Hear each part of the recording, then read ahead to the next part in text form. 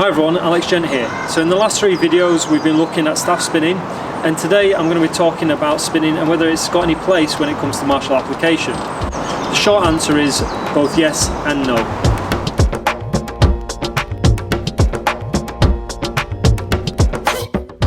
So firstly, it's not always clear to know what's applicable and what's not. A better question to ask is what's the context and why do you do certain movements? Now when we're talking about staff spinning, we're generally talking about these type of figure 8 spins, side to side and rotating from the middle. Now this in itself isn't very martial for several reasons. Holding the staff in one hand isn't necessarily an issue, but the hand placement does make a difference as to whether it's martial or not.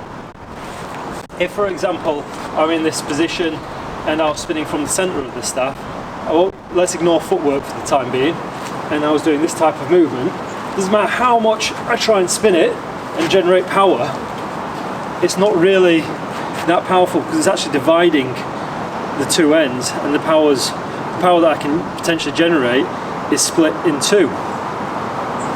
Whereas if I actually offset the grip, I'm creating more of a leverage to the other end, which creates more force and more power, which from a martial aspect is more applicable.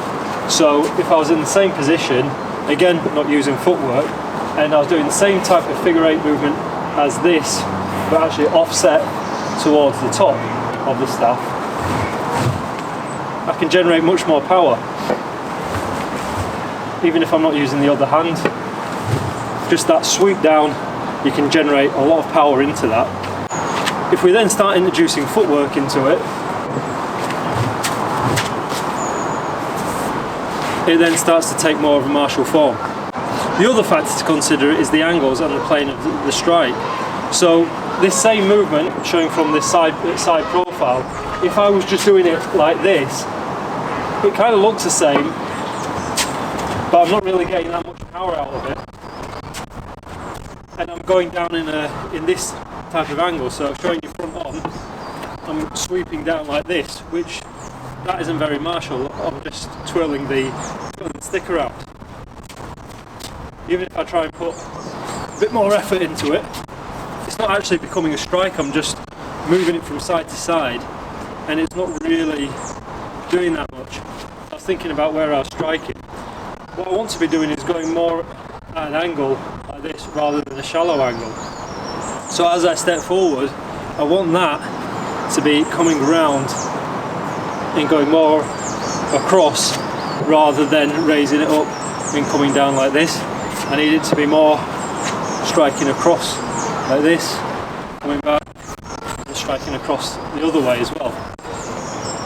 Now this kind of contradicts with some of the previous videos where I've talked about trying to keep the planes nice and tight, which is more like this.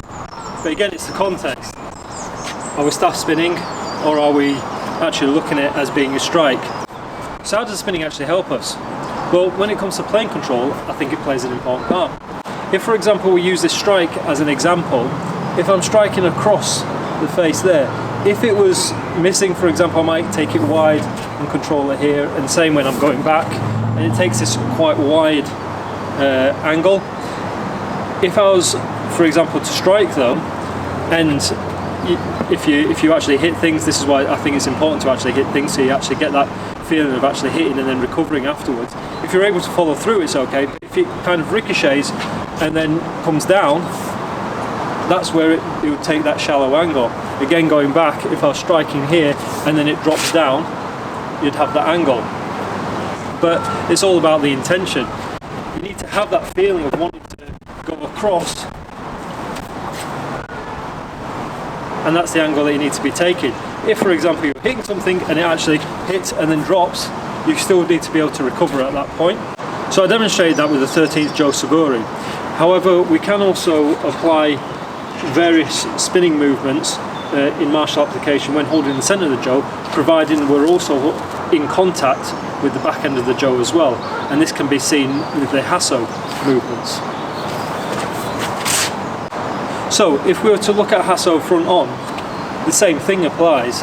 If this is a deflection, as I make contact here, I want to make sure that there is this pressure there and I'm not just letting it drop down like this.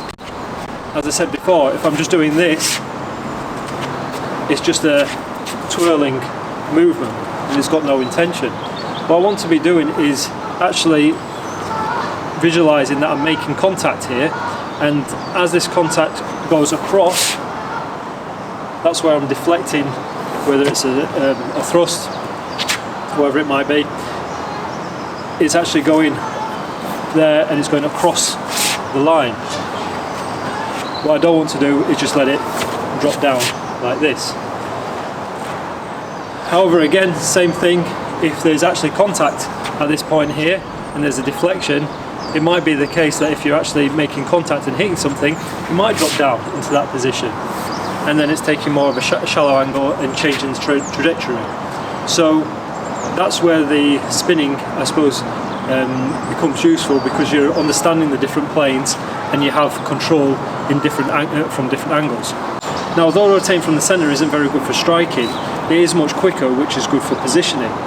So using this hasso movement, I could do the same movement, but instead of taking it up, I could actually just change my position so I'm in a thrusting position from the other side.